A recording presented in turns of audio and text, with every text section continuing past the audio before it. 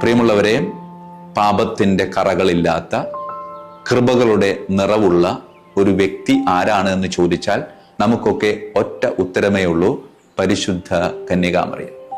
അതെ, പരിശുദ്ധ തൃത്വം നിനക്ക് നൽകുന്ന ഏറ്റവും വലിയ സമ്മാനം ഏതാണ് എന്ന് ചോദിച്ചാൽ നിന്നെ പരിശുദ്ധ അമ്മയുടെ തലത്തിലേക്ക് ഉയർത്തി നിർത്തുകയാണ്. ഈ പരിശുദ്ധ അമ്മയുടെ തലത്തിലേക്ക് ഉയർത്തി നിർത്തുന്നു എന്ന് പറയുമ്പോൾ അത് കുറച്ചുകൂടെ പ്രതീകാത്മകമായി നിങ്ങളുടെ മുമ്പിലേക്ക് ഞാൻ അവതരിപ്പിക്കാൻ ആഗ്രഹിക്കുന്നത്, പ്രിയമുള്ളവരെ, ഉത്ഭവപാപം പോയി, പക്ഷെ കർമ്മപാപമുണ്ട്. ഈ കർമ്മപാപം കളയാൻ വേണ്ടിയിട്ട് നമ്മൾ കുമ്പസാരക്കൂട്ടിലേക്ക് പ്രവേശിക്കാം. കുമ്പസാരക്കൂട്ടിലേക്ക് പ്രവേശിക്കുന്നതിന് മുമ്പ് നമ്മൾ ക്രൂശിതനെ ഒന്ന് നോക്കണം. ക്രൂശിതനെ ഒന്ന് നോക്കാൻ പറ്റിയില്ലെങ്കിലും ക്രൂശിതനെ ഒന്ന് മനസ്സിലേക്ക് കൊണ്ടുവരണം. ക്രൂശിതന്റെ പ്രത്യേകത അറിയാം. കുരിശുണ്ട്, 3 ആണികളുണ്ട്, മുൾക്കിരീടമുണ്ട്. ഈ കുരിശ്, 3 ആണികൾ, മുൾക്കിരീടം, ഇതെന്തിന്റെ പ്രതീകമാണ്? തീർച്ചയാണ് അത് നമ്മുടെ പാപത്തിന്റെ പ്രതീകമാണ്. പ്രിയമുള്ളവരെ, നമ്മുടെ പാപത്തിന്റെ പ്രതീകം എന്ന് പറയരുത്. അതാണ് ഞാൻ നേരത്തെ പറഞ്ഞത്. അതൊരു ആഗോള സത്യമാണ്. ആഗോള സത്യത്തിന്റെ കൂടെ നിൽക്കാനാണ് നമുക്കൊക്കെ താല്പര്യം. പക്ഷെ അത് വ്യക്തിപരമായ ഒരു അനുഭവത്തിലേക്ക് നമ്മൾ കൊണ്ടുവരണം.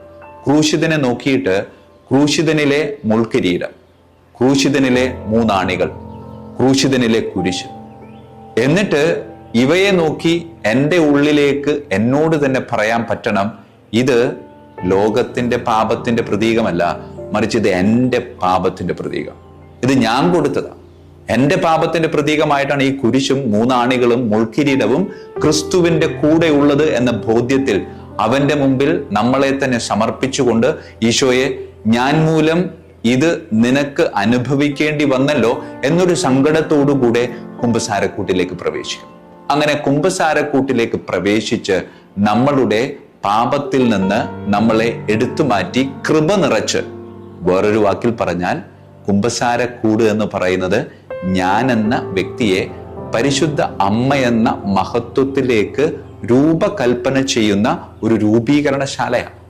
ആ രൂപീകരണശാലയിൽ നിന്ന് ഞാൻ പുറത്തേക്ക് ഇറങ്ങുമ്പോൾ കയറിപ്പോയതുപോലെ അല്ല ഞാൻ പുറത്തേക്ക് ഇറങ്ങുന്നത്. ഞാൻ പുറത്തേക്ക് ഇറങ്ങുന്നത് അമ്മയായിട്ടാണ്. ഏതമ്മ? പരിശുദ്ധ കന്യകാമറിയം. കാരണം എന്താ? ഉത്ഭവ പാപവും കർമ്മപാപവും ഇല്ലാതെ കൃപകൾ കൊണ്ട് നിറഞ്ഞു നിൽക്കുന്ന എന്നെ പിന്നെ പരിശുദ്ധ അമ്മ എന്നല്ലാതെ പിന്നെ എന്താണ് വിളിക്കാൻ പറ്റുക?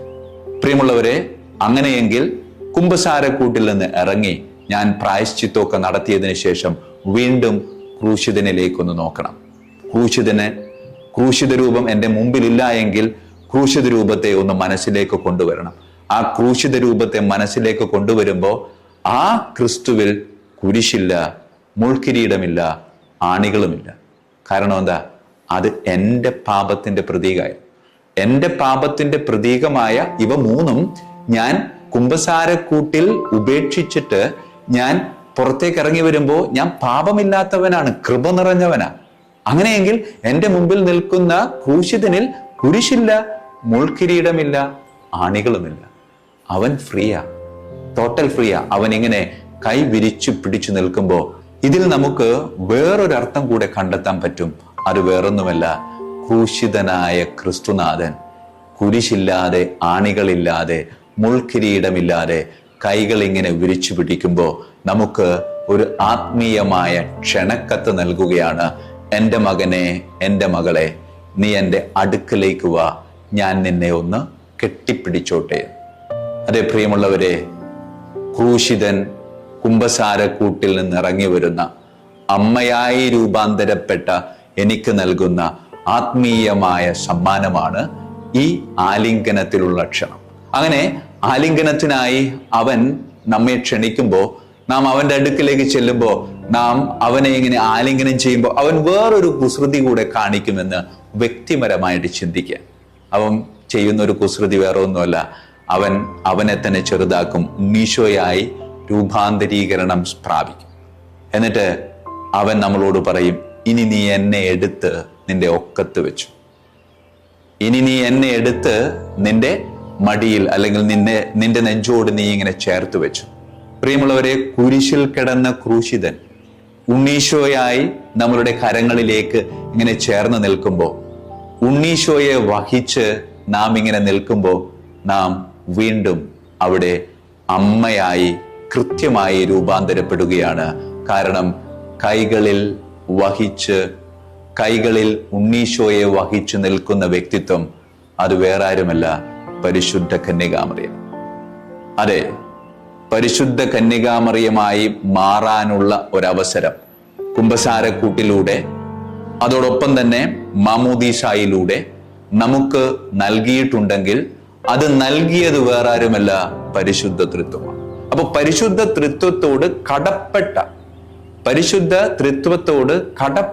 ഒരു ജീവിതം ആസ്വദിക്കാൻ നാം ഓരോരുത്തരും വിളിക്കപ്പെട്ടിരിക്കുകയാണ്. അങ്ങനെ പരിശുദ്ധ കന്യകാമറിയമായി നമ്മെ മാറ്റിയ ഈ പരിശുദ്ധ തൃത്വത്തിന് നന്ദി പറയുമ്പോൾ മറ്റൊന്നുകൂടെ പരിശുദ്ധ തൃത്വം നമ്മോട് പങ്കുവയ്ക്കുന്നുണ്ട്. എൻ്റെ മകനെ, മകളെ, ഞാൻ നിന്നെ പരിശുദ്ധ അമ്മയുടെ തലത്തിലേക്ക് ഉയർത്തിയിട്ടുണ്ട്. പക്ഷേ ഈ തലത്തിൽ ഇങ്ങനെ ഉയർന്നു നിൽക്കുക വളരെ ബുദ്ധിമുട്ടാണ്. അതേ പ്രിയമുള്ളവരെ, അമ്മയായി മാറാൻ എളുപ്പമാണ്, പക്ഷേ അമ്മയായി ജീവിക്കാൻ വളരെ ബുദ്ധിമുട്ടാണ്. അതുകൊണ്ട് അമ്മയായി ജീവിക്കാൻ വേണ്ടി നമ്മുടെ കൂടെ അമ്മയിൽ നിറഞ്ഞു നിന്ന, അതെ, വചനത്തിൽ നാം വായിക്കുന്നുണ്ട്, ഇവൾ പരിശുദ്ധാത്മാവ് നിറഞ്ഞവളായിരുന്നു. ആ അമ്മയിൽ നിറഞ്ഞു നിന്ന അതേ ദൈവിക ചൈതന്യം നമ്മളുടെ ഓരോരുത്തരുടെയും മനസ്സിലും ശരീരത്തിലും ഇങ്ങനെ നിറഞ്ഞു നിൽക്കുന്നുണ്ട്. ആ നിറവിൽ നമ്മളിങ്ങനെ മുന്നോട്ട് പോകുമ്പോൾ തീർച്ചയായും അമ്മയായ നമ്മുടെ ജീവിതത്തെ മുന്നോട്ട് കൊണ്ടുപോകാൻ സാധിക്കും. എളുപ്പമുള്ള കാര്യമല്ല. കുമ്പസാരക്കൂട്ടിൽ നിന്ന് അമ്മയായി മാറി പുറത്തേക്ക് ഇറങ്ങുമ്പോൾ പലതും നമ്മളുടെ ചിന്തയിലേക്ക് വരും. ഒരു പക്ഷേ 2 നിമിഷമോ 5 നിമിഷമോ ഒക്കെ പരിശുദ്ധ കന്യകാമറിയത്തിന്റെ ആ ഒരു തലത്തിൽ നമുക്ക് ജീവിക്കാൻ പറ്റത്തുള്ളൂ. പെട്ടെന്ന് മറ്റു പലതൊക്കെ കയറി വന്ന് നമ്മളിലേക്ക് വീണ്ടും കർമ്മപാപത്തിന്റെ അലകള് ഇങ്ങനെ കയറി വരികയാണ്.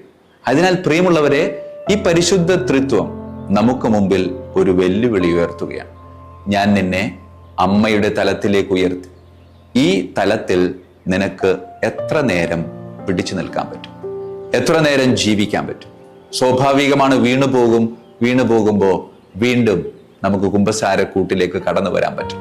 അങ്ങനെ കുമ്പസാരക്കൂട്ടിലേക്ക് വന്ന് ത്രിത്വൈക ദൈവത്തിന്റെ അനുഗ്രഹത്തിലൂടെ അമ്മയുടെ തസ്തികയിലേക്ക് ഉയർത്തപ്പെട്ട് ആ അമ്മയുടെ തസ്തികയിലായിരുന്നു കൊണ്ട് പരിശുദ്ധ ദിവ്യകാരുണ്യത്തിലൂടെ നാം ക്രിസ്തുവിനോട് ചേർന്ന് നിന്ന് ഈ ഒരു തലം ആസ്വദിച്ചുകൊണ്ട് നമുക്ക് മുന്നോട്ട് പോകാൻ സാധിക്കും. അപ്പോ നമുക്ക് മറ്റുള്ളവരെ കാണുമ്പോൾ നമുക്ക് തീർച്ചയായിട്ടും അവരിലേക്ക് പകർന്നു നൽകാൻ പറ്റും. കൊറിന്തോസുകാർക്ക് എഴുതിയ ലേഖനത്തിലെ 2-ാം ലേഖനത്തിലെ 13-ാം അധ്യായം 13-ാം തിരുവചനം. നമ്മുടെ കർത്താവായ യേശു ക്രിസ്തുവിന്റെ കൃപയും പിതാവായ ദൈവത്തിന്റെ സ്നേഹവും പരിശുദ്ധാത്മാവിന്റെ സംസർഗവും നിങ്ങളോട് കൂടെ ഉണ്ടാകണമേ. ഈശോ മിശിഹായിക്കും സ്തുതിയായിരിക്കട്ടെ.